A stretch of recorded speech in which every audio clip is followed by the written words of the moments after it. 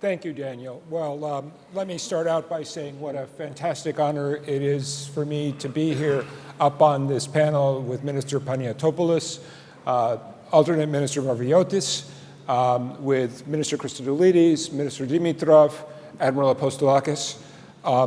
And I also want to say a public thank you to everyone who's reached out to say perastika after my accident. And I want to say a public acknowledgement to my orthopedic surgeon, Dr. Polikarpos, and all of the Greek medical professionals who helped me to get back on my feet. This unplanned encounter with the Greek medical system for me has been a fantastic reminder of the Greek concept of philotimo, but also an education in the extraordinary human capital of this country, which is waiting to be unlocked.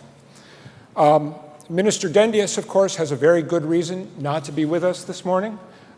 He's in Washington, D.C., meeting today with my boss, Secretary of State Pompeo, with National Security Advisor Bolton, leaders in our Congress, including Foreign Relations Committee Ranking Member Menendez and Europe Subcommittee Chairman, Senator Johnson, and other senior leaders. And this is just one of many indications that we are proceeding at top speed on U.S.-Greece relations amid Greece's political transition.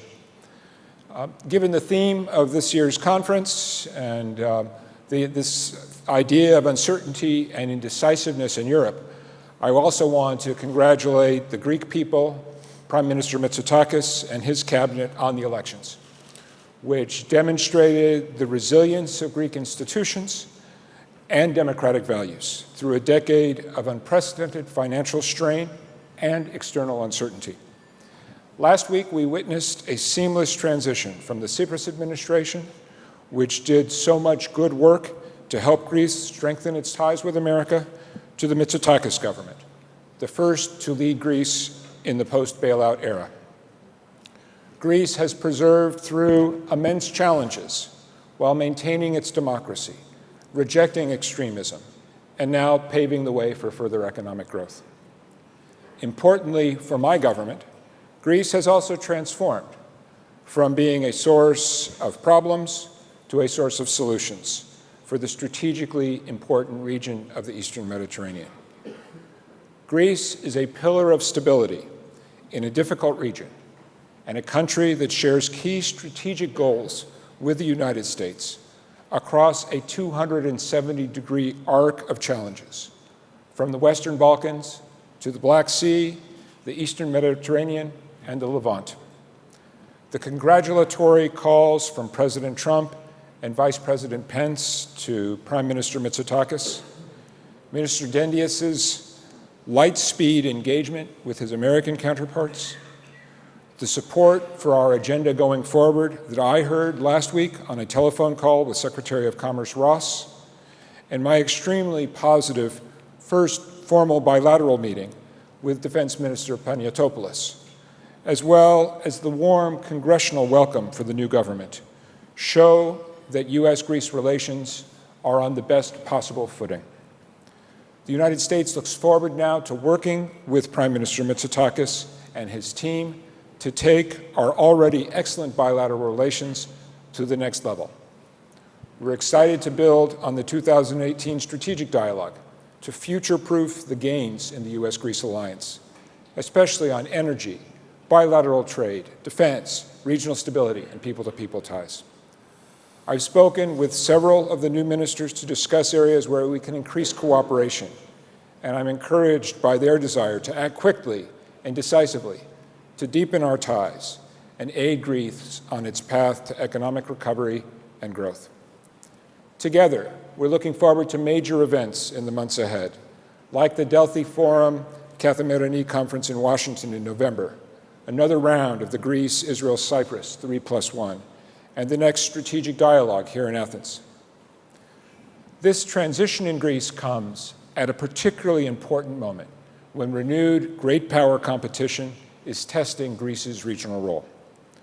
Greece guards Europe's southern flank, and increasingly, the significant energy, commercial, maritime, and communications resources that pass through this region.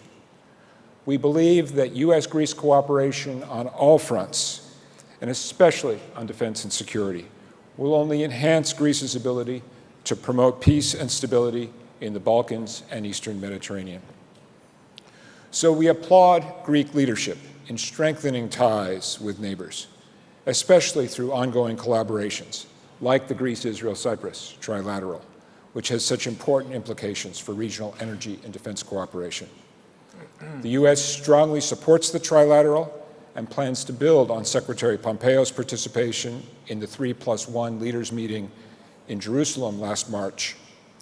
With the new government in place, we are already scheduling the next rounds of meetings, continue our close cooperation on these regional economic and security issues. And in this regard, I'm pleased to announce that our Acting Assistant Secretary for Europe, my friend and colleague Phil Rieker, will be here in Athens next week to continue the acceleration of our engagement. In the Balkans, the United States is focused now on completing North Macedonia's entry into NATO. We are encouraged by Greece's new role in NATO air patrols in North Macedonia, just as the Hellenic Air Force continues to provide air policing in Montenegro.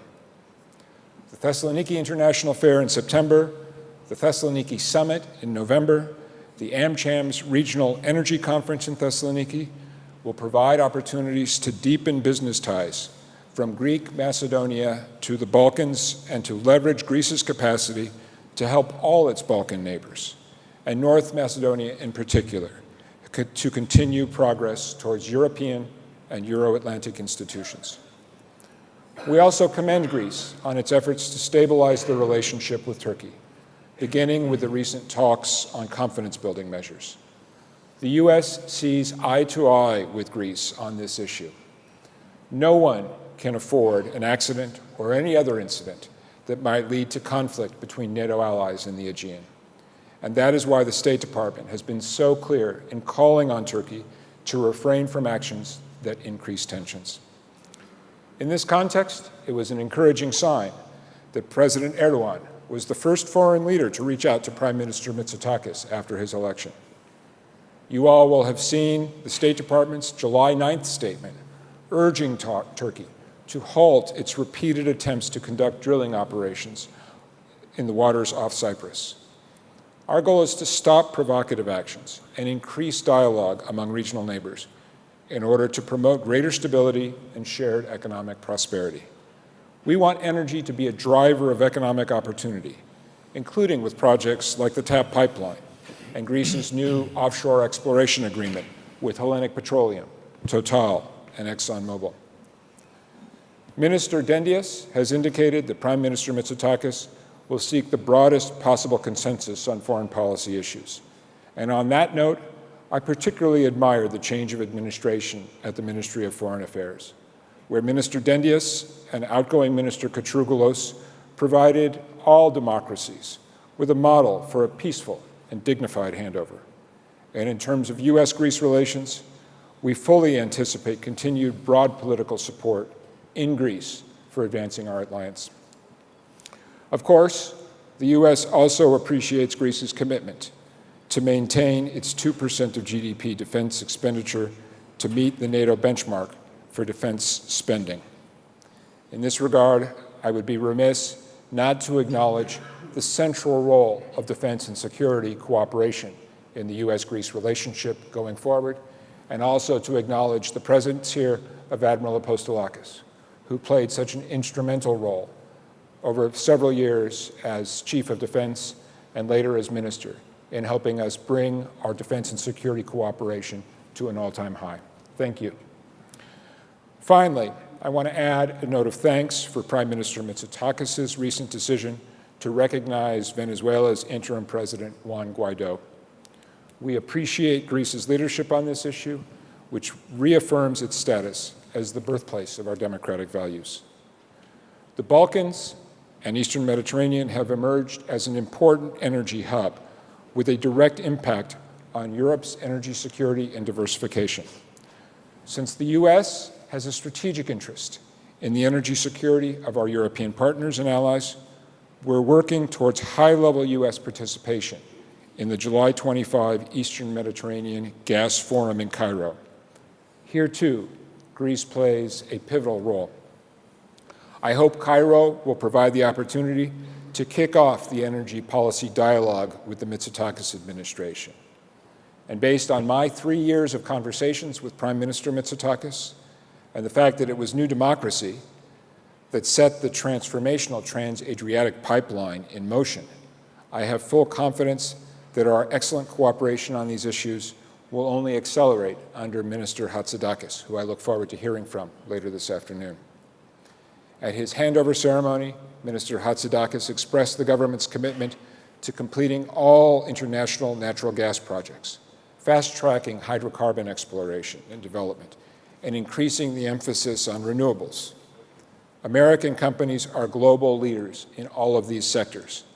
I'm thrilled that the Trans-Adriatic Pipeline's first gas delivery has been set for 2020, and plans are moving forward for a market test to double the pipeline's capacity in the next few years. Similarly, the start of construction on the gas interconnector Greece-Bulgaria and the significant increase in American LNG purchases by Greece demonstrates that global gas markets are changing rapidly. LNG buyers are on the rise, while negotiations with traditional pipeline suppliers in Europe now focus on price and volume reductions. Greece, with its expanded Revithoussa terminal and plans to add a floating regasification unit in Alexandroupoli, is leading the way on regional energy diversification. And after the signing ceremony last month, I hope that one of the new Parliament's first actions will be to finalize the lease agreement for the hydrocarbon exploration block in West Crete that was provided to ExxonMobil, Total, and Hellenic Petroleum. The United States is eager to help Greece unlock more opportunities like this for large-scale foreign investment, and energy is one of the sectors with the greatest potential to attract new U.S. investors, like the GE Wind Energy Park that I recently helped to inaugurate in Kato Lakomata. So as you can see, Greece plays a decisive role in the U.S. strategy for peaceful and a prosperous Europe. And our confidence in and support for the new government could not be stronger. This is a moment of great optimism in U.S.-Greece relations, but also of unparalleled opportunity. Evharistopoli.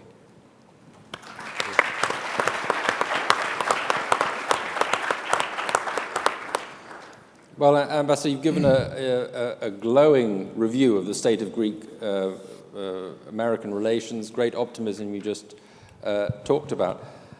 It strikes me listening to this that many other countries would wish that their bilateral relations with the United States at the moment were in such a glowing state, but that can't be said for all that many, even among traditional allies of the United States. What's the secret sauce in Greece? Apart from, of course, your presence here, which is clearly the... Thank you, Daniel. You took the words out of my mouth. No, I would point to a couple of things. First of all, is something, and you heard it from both of the current ministers and also Minister Katrougalos, it's a coincidence of interests. States in international affairs, their behavior is ultimately driven by their interests, and we have arrived at a moment when there is a particularly favorable alignment of U.S. interests, our military stakes in the Eastern Mediterranean, the return of great power competition to the Eastern Mediterranean, a region that American security planners essentially took for granted for many decades, our military requirements in the Eastern Mediterranean, where Ceuta Bay has become more important than ever before. We also have an important platform for our UAVs operating out of Larissa. We've done enhanced military rotations through Alexandroupoli, through Volos, through Thessaloniki. So that's, I think, the essential factor.